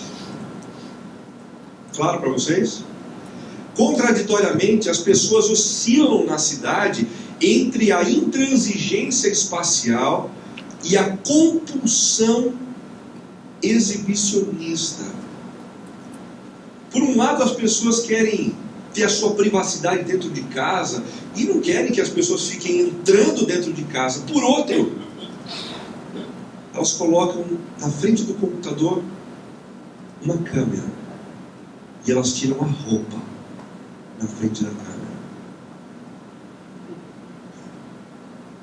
Não é uma coisa esquisita, maluca? O pessoal fica completamente preso nesse negócio de não chega muito perto, não pergunta não. É minha intimidade, é minha privacidade. No elevador as pessoas mal conversam. Por outro lado, uma garota de 16 anos corta o cabelo à la moicano e pinta de vermelho. Por favor, olhe para mim. Por favor. Isso é uma contradição. As pessoas oscilam na cidade entre a intransigência espacial e a compulsão exibicionista. Um exemplo disso, no Chile, um artista passou alguns dias numa casa transparente, de modo a publicar a sua intimidade. Todo mundo via o que ela fazia, absolutamente tudo. Mas ninguém entra na casa dela, porque é casa dela. Deixa eu caminhar um pouquinho mais, daqui a pouco a gente parte para as perguntas. Desafios práticos com relação a isso. Defina claramente quais programas da igreja terão um caráter público e quais terão um caráter privado. A gente não pensa nisso, mas é fundamental. Você imagina só uma pessoa que recebeu um convite para ir à sua igreja e ela está desesperada por ouvir uma palavra do Senhor. E com todo constrangimento ela entra na igreja, está sentadinha esperando o começo do culto e de repente o pastor chega na igreja e diz assim: gente, olha, hoje a gente vai precisar transformar o nosso culto numa assembleia, porque a gente precisa resolver algumas coisas, né? Então a gente queria pedir licença aí aos nossos visitantes. Peraí, o culto é um espaço público ou é um espaço privado? Se você fizer isso 2 vezes num projeto de plantação, as pessoas que participam da sua igreja nunca mais levam visitantes, porque elas nunca vão saber ao certo se você vai transformar, se você vai pregar o evangelho ou se você vai fazer uma assembleia. A cidade tem esse corte. O que é público, o que é privado é privado. Defina com as pessoas. Gente, culto público é sempre para a gente trazer os amigos. E uma maneira da gente mostrar isso para os frequentadores da igreja, e eu sempre fazia isso em Sorocaba, é sempre cumprimentar os visitantes na hora do culto. Muito obrigado pela sua presença, que Deus abençoe muito você. Olha, a gente sempre prepara esse momento pensando em você. Um dia um cara chegou em mim e falou assim: Renato, você falou dos visitantes, mas não tinha nenhum hoje. Exatamente, eu vou continuar falando a mesma coisa. Porque eu estou criando uma cultura na cabeça deles de que o culto é preparado para alcançar pessoas de fora. Segunda dica: ao lidar com novos participantes da igreja que não tem nenhum tipo de histórico evangelho, substitua a antiga abordagem da visita por encontros em lugares públicos. Acabei de explicar um pouquinho a respeito disso. Deu para perceber essa lógica do corte entre o espaço privado e o espaço público? Você tem que pensar. Ok? Em terceiro lugar, a lógica da diversificação, das subculturas. No mundo rural, os valores referenciais da vida eram fundamentalmente apreendidos do catolicismo. Isso é muito interessante. O que o pessoal pensava sobre a família do mundo rural era muito parecido com o que a Igreja Católica dizia sobre família. Era um absurdo se falar em separação, em divórcio. Porque uma família é para durar para sempre. A religião era a grande fonte de compreensão da família, era a grande fonte de compreensão, inclusive, da integridade, da ética. As pessoas zelavam pelo nome. Vamos fechar um negócio aqui. Você pode me dar os seus documentos? Como é que é? Você duvida do meu nome? Essa é a lógica rural. Na cidade, a pluralidade de referências acabou gerando uma infinidade de grupos, tribos e subculturas urbanas. Olha, não é mais a Igreja Católica que dita a compreensão sobre o que uma família é e sobre o que uma família não é. Não é mais a cultura católica que dita no nosso país se são 2 tipos de sexo ou 17. A sua opinião é a sua opinião. Se você pensa dessa forma, por que você pensa dessa forma? Eu não penso assim, outro pensa assim, outro pensa assim. A pluralidade, e a pluralidade de fontes de cultura geram tribos diferentes, grupos diferentes na cidade.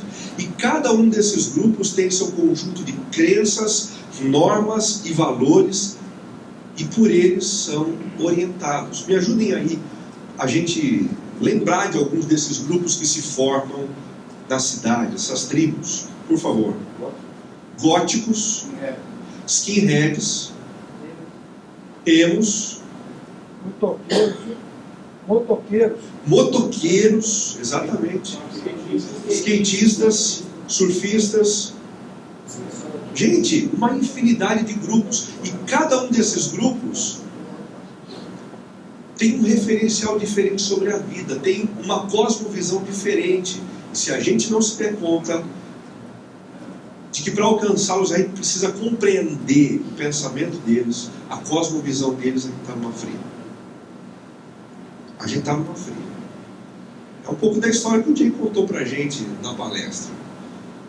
Esse negócio de ficar colhendo rosa na praia no dia 1º de janeiro é complicado de pegar isso aí e entregar para a esposa, né? Você tem que conhecer a cultura do pessoal. Alguns desafios para uma eclesiologia missional. Ensine a igreja a entender a diferença entre o que diz respeito à essência de ser um discípulo de Cristo, o que é inegociável. O Jay acabou de explicar isso para a gente. Mão fechada. E o que diz respeito à bagagem cultural de cada um, negociável. Jay, você disse uma coisa muito importante hoje aqui que me marcou. A gente precisa tomar cuidado com esse negócio de acrescentar leis às escrituras. E você nominou isso como um pecado. Você disse, é blasfêmia. Eu fiquei chocado. Há alguns anos atrás eu vi uma igreja de Indaiatuba, no interior de São Paulo, disciplinando um jovem porque ele colocou um brinco.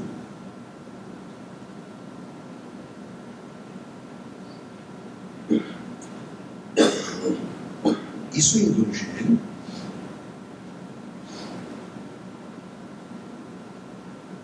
Ou isso é simplesmente a constatação de que ele tem um background cultural diferente? Ele faz parte de uma cultura diferente. É pecado? Eu acredito que não. E a gente precisa discernir entre o que é negociável e o que não é negociável. Identifique, em segundo lugar, a subcultura mais próxima da subcultura dos participantes de sua igreja e formate a sua comunicação de tal forma a ser entendido prioritariamente por eles. E eu não estou me referindo aqui ao desafio de plantarmos igrejas, comunidades homogêneas. Não. Eu estou partindo simplesmente da constatação do fato de que, querendo ou não, uma igreja tem uma forma. E a gente precisa visualizar, como Jesus visualizou e encarnou, uma cultura. Prioritariamente. Eu não quero pensar, não. Deus vai trazer quem Ele quiser.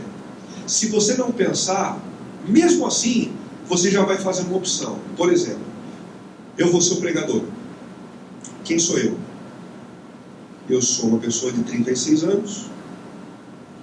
Eu tenho uma família nuclear. Eu me visto de maneira informal. Eu tenho um determinado estilo de comunicação. Eu falo português. E tudo isso determina uma forma. A minha pessoa, o meu jeito, ele vai alcançar determinadas pessoas e vai gerar repulsa em outros. O cara que é da tribo dos tatuados, ele vai olhar para mim e falar: ih, maldição. Se é assim, a gente precisa entender qual é o grupo que se aproxima mais das características presentes nas pessoas do nosso grupo. Desenhar de maneira missional a liturgia, a comunicação, as músicas, mas sempre com a perspectiva da abertura para os outros grupos, do serviço aos outros grupos. Sabe esse negócio de ser uma igreja plantada num bairro onde tem um monte de gótico e você desafiar esses caras a servirem os motoqueiros? Eles são inimigos. Eles se odeiam, mas isso é cristianismo. Só o Brian faz. E como faz, né, cara? Quarta lógica. A lógica da diversificação da violência. No mundo rural, a violência também era uma realidade. Basta recordarmos o cangaço que atormentou o campo. A gente precisa desmistificar essa história de que o campo era tranquilo, não tinha problema. A cidade é uma porcaria, violenta, agressiva. Não é nada. No mundo rural também tinha cangaço. Nego matava porque roubaram a camiseta do filho no varal. Também tinha violência. A diferença é que agora há diversidade. A violência é diretamente sentida no cotidiano, a cada esquina. E é gente sendo violenta no trânsito, é gente sendo violenta ao colocar uma arma para roubar quem está dentro de um carro, é violência dentro das grandes empresas, com o pessoal se degladiando, é violência emocional quando um cara diz assim: você não cumpriu a sua meta, e se você não cumprir a próxima, você está fora. A violência é intensa e diversificada. A violência urbana está associada à tensão urbana, fruto das compulsões, desigualdades, anonimato e solidão. Desafios para uma igreja missional: pregue a palavra considerando as necessidades pessoais que emergem como fruto da violência urbana. A gente não pode pregar o evangelho sem considerar a ansiedade do coração das pessoas. Esse tema tem que estar presente. A solidão, esse tema está presente. O medo, esse tema está presente. O tédio, a síndrome do burnout. E se você pregar sobre esses assuntos, você vai ter recursos de sobra para estabelecer pontes na hora da pregação. Aonde estão essas pontes? Nos filmes, nas músicas, nos livros. Está todo mundo falando sobre isso o tempo inteiro. Porque essa é a tensão, esse é o problema concreto que as pessoas têm e que pode ser usado por nós como uma ponte para a apresentação do Evangelho. Em segundo lugar, instigue sua igreja a servir as vítimas da violência da cidade através de atos concretos de bondade, bem como engaje-se em manifestações pacíficas em prol da justiça. A gente não precisa gastar muito tempo porque o Brian deixou todo mundo vermelho aqui ontem, só contando as experiências da vida dele. Da vida dele. Eu lembro que em Sorocaba a gente fez um movimento muito interessante também há 2 anos atrás, nas últimas eleições. Foi um movimento chamado Vote Bem. A gente estava muito irritado com esse negócio de gente corrupta ascendendo ao poder, e a gente mobilizou 8 igrejas da cidade. E elas se juntaram a nós para a gente levantar 4 bandeiras contra a corrupção, contra a desigualdade social, contra a CPL 122, né? Vocês sabem muito bem o que consta isso. E nós fomos para as ruas. Mais ou menos umas 160 pessoas. Começamos a andar na rua, com megafone, com as nossas faixas, um negócio pacífico. Para nossa surpresa, alguém veio me cutucar e dizer assim: Renato, você não acredita em quem está andando ali atrás? Eu falei: quem? E eles responderam dizendo: o prefeito. O prefeito colocou uma das nossas camisas e está lá atrás, levantando as nossas bandeiras. Eu falei: cara, que legal! Que legal! E a gente se sentiu assim, participante desse processo da expansão do reino nessa dimensão política também. Uma quinta lógica é a lógica do anonimato. No primeiro momento, esta lógica surge como uma alternativa reconfortante em oposição ao modelo rural. Porque enchia a paciência no mundo rural aquela ideia de que todo mundo ficava sabendo de tudo. Você fazia uma coisa errada, o seu vizinho estava sabendo com muita rapidez.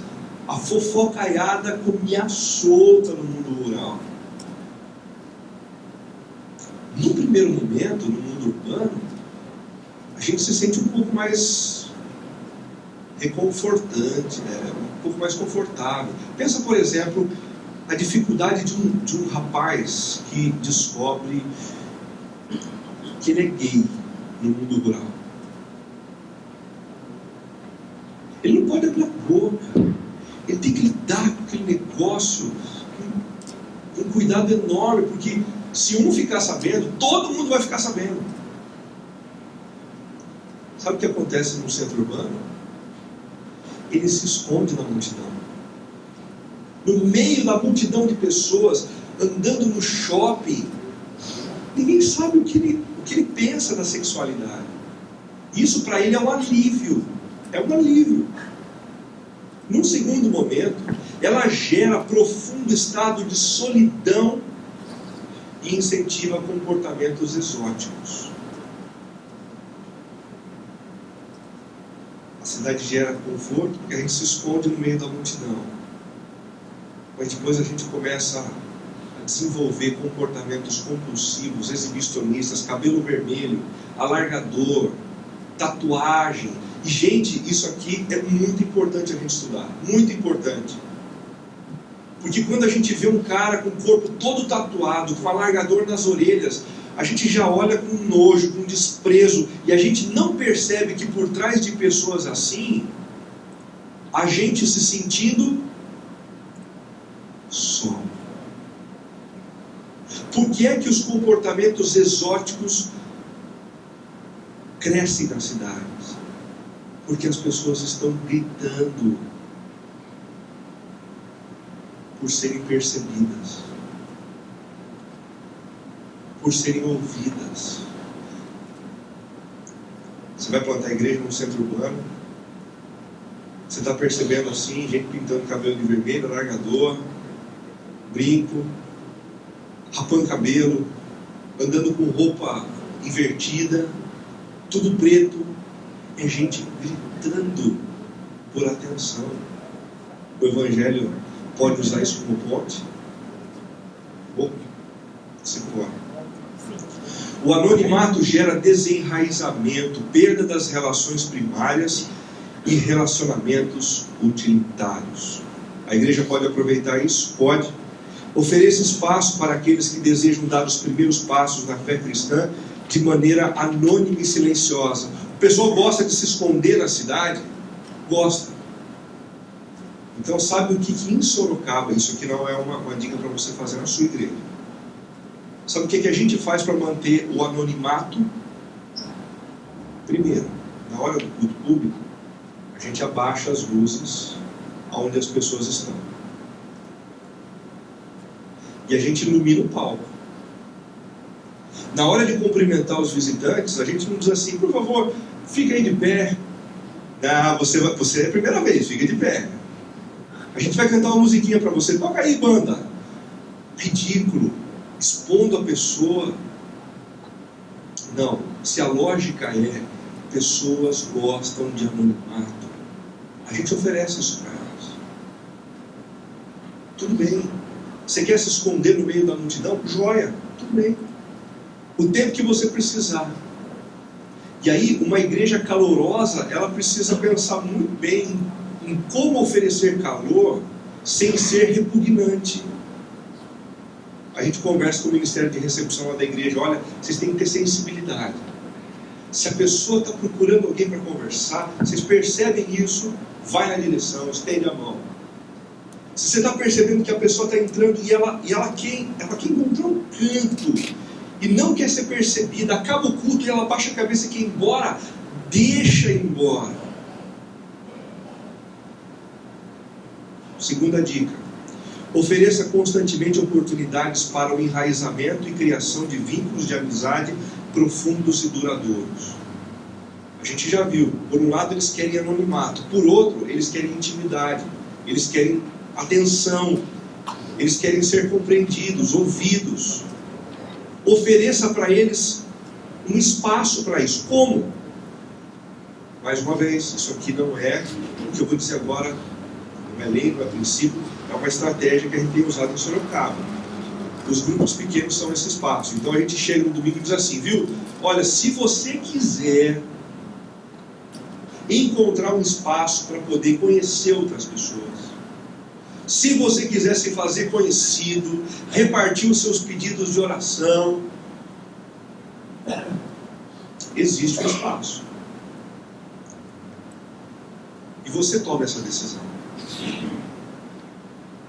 Então a pessoa tem o espaço do anonimato, mas ao mesmo tempo ela tem a possibilidade de dar um passo na direção da intimidade.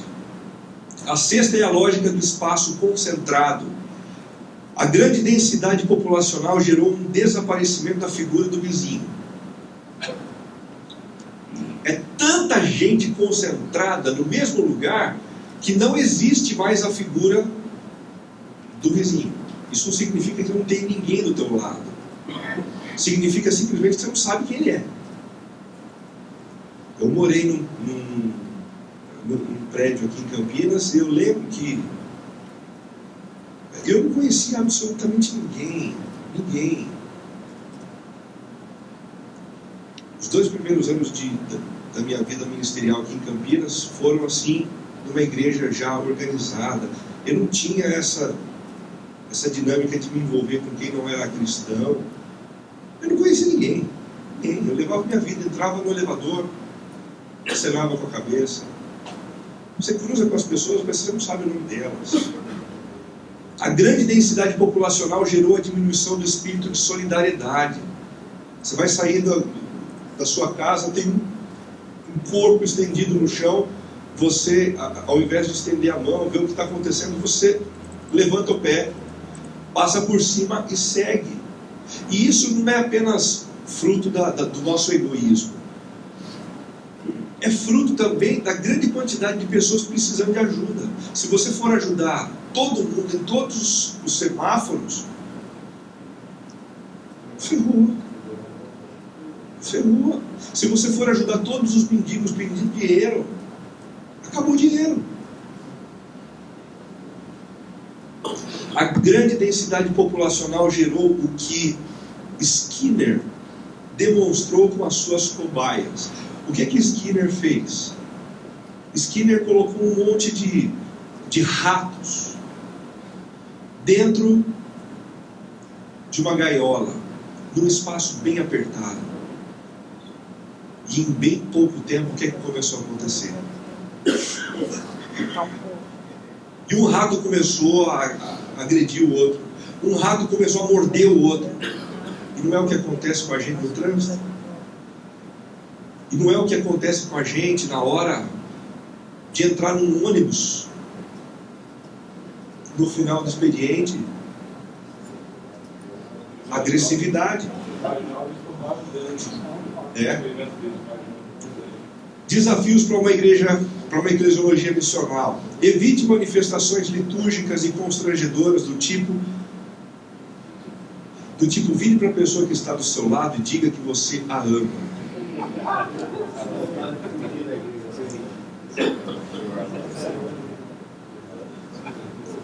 Eu não sei se você já pensou nesse negócio. A gente gosta disso porque a gente é crente, sabe aquele negócio? A gente conhece todo mundo.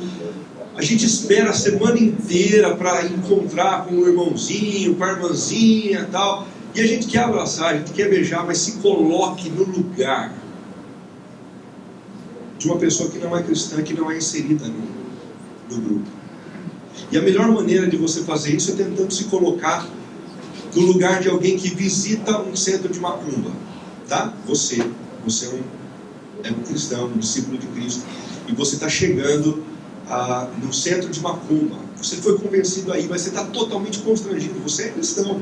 Imagina o peso na sua consciência, no seu coração. Você está chegando no centro de macumba, e quando você chega tem alguém com uma arruda na mão, né? Com uma arruda, e quando você passa, ela passa a arruda. Opa, axé. Como é que você se sentiu logo na entrada? Maravilhoso. Aí você entra. Aí você entra, senta num cantinho para não ser reconhecido. E de repente vai uma mulher de branco lá para frente. Você está no candomblé, você está a hora que desce o santo na mulher, ela olha para trás e te encara. Você fica de pé. Qual é o seu nome? Fala seu nome. De que centro de macumba você é? Mas a gente pergunta isso, não pergunta? De que igreja você é? Ela também está perguntando: de que centro de macumba você é? Não, eu não sou macumbeira. Ah, você não é macumbeira? Não. Você é de... Eu sou evangélica. Uhum. Talvez não dê certo, talvez não desça hoje, por tua causa.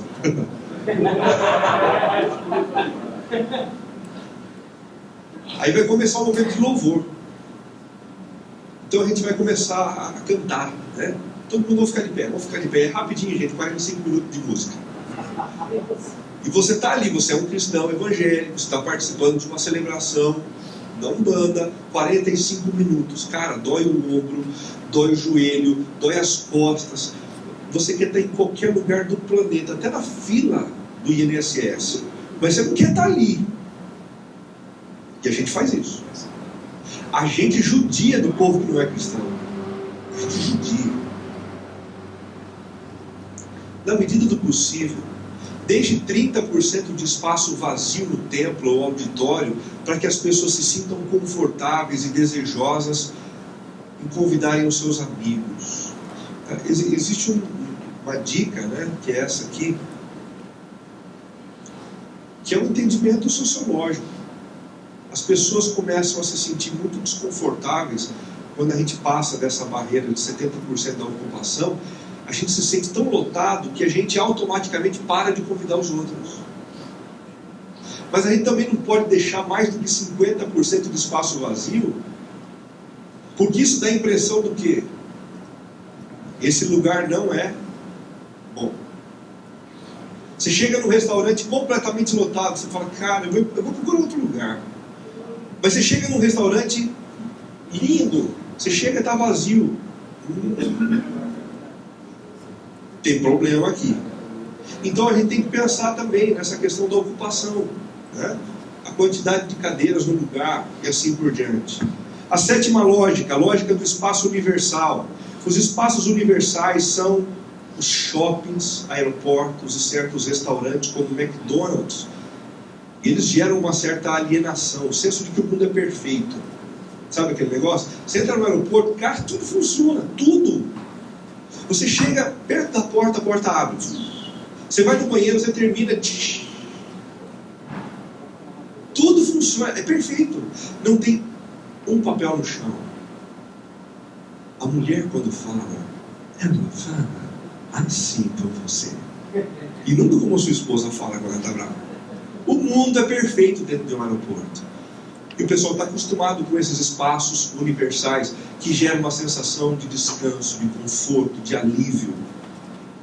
Eles criam um universo bonito, limpo, rico, em terrível contraste com o universo nacional pobre e sujo. Eles minimizam também o senso de culpa no coração daqueles que de alguma forma se beneficiam da pobreza. Isso aqui é um negócio pesado. Ó. Os espaços universais, eles existem para minimizar a culpa que as pessoas têm de olhar para uma favela.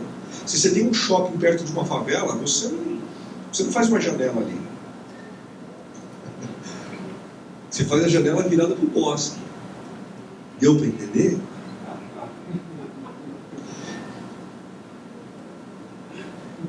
Isso tem implicação para a igreja? Tem. Primeiro, organize o seu espaço físico como um verdadeiro espaço universal. Arrume bem. Você vai num restaurante e você apoia o braço numa mesa e você percebe que o seu braço colou na mesa e você tenta tirar e tem muita dificuldade de tanta gordura. Você não volta nesse lugar. Você não volta nesse lugar. É preciso pensar na limpeza do lugar.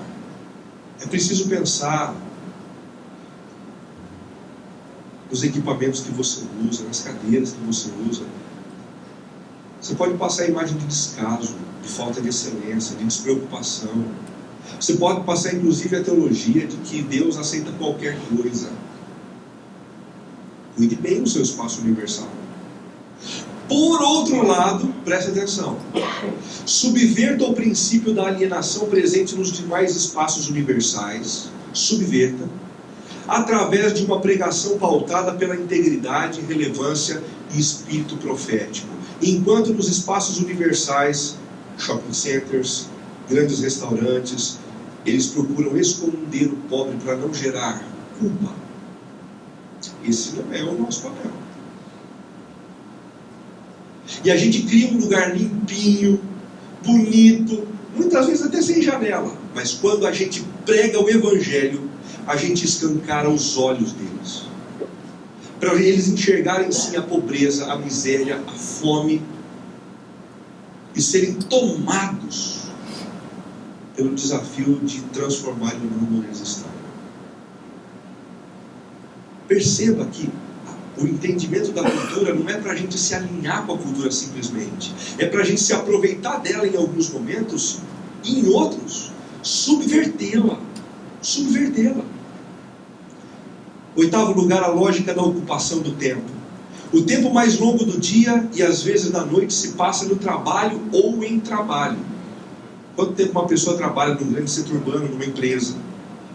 10, 12 horas. 8 horas dormindo. Quanto que ele passa com a família? Muito pouco. Muito pouco. O tempo em casa deixou de ser um tempo dedicado à família para ser um tempo de privacidade individual. Essa é uma outra lógica. O cara entra em casa e fala assim: meu Deus, os meus filhos pulando na minha perna, a minha mulher querendo conversar, amanhã eu vou fazer diferente. Antes de vir para casa, eu vou passar num bar e vou estender o happy hour. Porque quando eu chegar em casa, eu quero sentar na frente da televisão e ficar assim com o controle. Um tempo de catarse individual. É isso que o pessoal quer dentro de casa. O tempo livre é substituído por cursos curriculares ou extracurriculares. E o pessoal, além de estudar e trabalhar, faz algumas coisas básicas, né? Por exemplo, inglês, espanhol, mandarim, francês. Básico. Quem vive sem isso hoje? Não é verdade? E algum tipo de esporte. Futebol, esqui, squash. A gente precisa fazer alguma coisa de esporte, né? Então a gente ciente. É por isso que o supermercado abre 24 horas nos grandes centros urbanos. O cara não tem tempo, com tanta coisa para fazer. A igreja tem que pensar nesse negócio do tempo também. Que desafios são esses? Evite o desperdício de tempo durante os cultos. Gente, esse negócio de desperdiçar tempo é terrível, é odioso, é maléfico, é diabólico para alguém que nem acredita no diabo, que não é crente. O cara vai na igreja e chega o momento dos avisos, o pastor está assim coçando a cabeça. Onde é que estão os avisos? Eu esqueci. Alguém pode pegar para mim, por favor, um papelzinho? Eu escrevi um papelzinho ali. Aí vem o cara com o papel. Antes de dar os avisos, deixa eu contar uma coisa que aconteceu comigo. Gente, o cara que entende que tempo é dinheiro, e ele está na igreja, o cara está assim, vai, e você não vai. Bicho, é tedioso. É por isso que algumas igrejas hoje em dia gravam os avisos. E eu pensei que você ia falar outra coisa, a questão do testemunho. Vou chamar a dona Francisca. Dona Francisca, vem contar um testemunho. Então, irmãos, quando eu tinha 13 anos, ela vai contar até os 70, ferrou.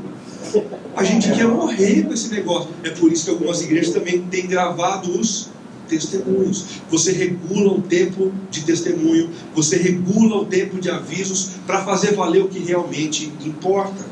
Esteja atento aos problemas familiares decorrentes da inversão de prioridades entre trabalho e família e pregue sobre o assunto, tendo em vista as novas configurações familiares. A gente viu que o pessoal passa mais tempo dentro do trabalho do que em casa. Sabe o que acontece? Não sei porquê, mas o cara se apaixonou pela secretária. Muito mais com ela do que com a esposa. Aí a gente não se dá conta disso. Aí a gente vai plantar uma igreja na cidade. Sabe o que a gente faz? Não, a gente precisa ter um culto de oração na terça, estudo bíblico na quarta, e ensaio do coral na quinta, e domingo de manhã a escola dominical, à noite o nosso culto público. E o que é que você fez com o tempo que o cara tinha que ter com a esposa dele? Depois você senta com o cara e fala assim: você traiu sua esposa, eu vou disciplinar você. Quem tinha que ser disciplinado era você. Era eu. A gente arrancou o tempo do cara. A nona e última lógica, a gente está terminando. A lógica da limpeza. Essa é uma lógica simples, porém significativa. Na cidade, no mundo urbano, as pessoas são classificadas pelo seu grau de limpeza. Você tem bafo? O cara vai te abraçar e sobe aquele negócio verde para cima de você. Você não usa meia, trabalha 8 horas por dia. Você, querendo ou não, é classificado pelo seu grau de limpeza. E as pessoas te levam a sério ou não, pelo seu grau de limpeza também. Pode-se medir com facilidade o valor social de um lugar pelo nível de limpeza do mesmo. Quando você entra num banheiro de uma rodoviária,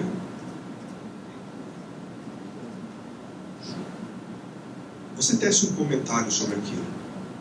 Quando você entra no banheiro de um shopping center, você tece um comentário sobre isso. Você acha que as pessoas entram na sua igreja e não tecem um comentário? Sabe aquela mancha no teto por conta da umidade? O cara contribui todo mês financeiramente, e a mancha do teto não some. Deixa eu vou colocar meu dinheiro em outro lugar. Sabe aquele negócio do cara falando assim: esse som tá tão ruim, pelo amor de Deus, eu vou dar uma oferta melhor até esse mês, para ver se melhora esse negócio do som. E a gente nunca melhora. O lixo denuncia a degradação espacial, desvalorizando imóveis e terrenos. Se você deixar o seu terreno ser coberto por mato, se você deixar a sua casa sendo despedaçada, o que vai acontecer com o valor dela? Cai. Por que você acha que é diferente quando o que está em jogo é o lugar onde você se reúne? Mas eu vou plantar igreja, Renato, a gente não tem muito dinheiro. É aí que as coisas ficam mais fáceis. Se você vai plantar igreja, você não precisa construir nada espetacular, não precisa. Você não precisa ter um lugar só para você, não precisa, isso é caro. Dizem que a Universal fechou tudo quanto é cinema das cidades, né? E o que dizem da gente é que a gente está fechando tudo quanto é buffet e academia. Porque a gente começa a usar esses espaços públicos para funcionar. Gente, eu usei alguns hotéis em Sorocaba, coisa mais linda. Eu entrava, era um espaço universal, tudo encarpetado, cadeiras almofadadas, ar-condicionado, luz especial, palco. Acabava o encontro, sabe o que eu fazia? Embora. E quando eu voltava, assim, misteriosamente estava tudo. E eu vou te dizer uma coisa, você está achando que eu pagava muito? Eu pagava menos do que muitos pastores pagam para suas faxineiras registradas. É muito mais difícil você manter um prédio do que locar um espaço por 2 horas na semana. É muito mais fácil. Desafios: cuide da maneira como você se veste, bem como da sua higiene pessoal. Você vai plantar igreja? Escove os seus dentes. Você vai plantar igreja? Penteie o cabelo. Você vai plantar igreja? Corte as suas unhas. As pessoas que levam a sério ou não na cidade, também por conta disso. Em segundo lugar, mantenha o ambiente do templo ou do auditório da igreja sempre limpo e devidamente organizado. A medida do cuidado pelas estruturas é proporcional à disposição de contribuir. Quanto mais o pessoal vê o espaço evoluindo, melhorando, mais o pessoal põe dinheiro, mais o pessoal investe. Esse pessoal sabe administrar, hein? Dá para colocar dinheiro na mão deles.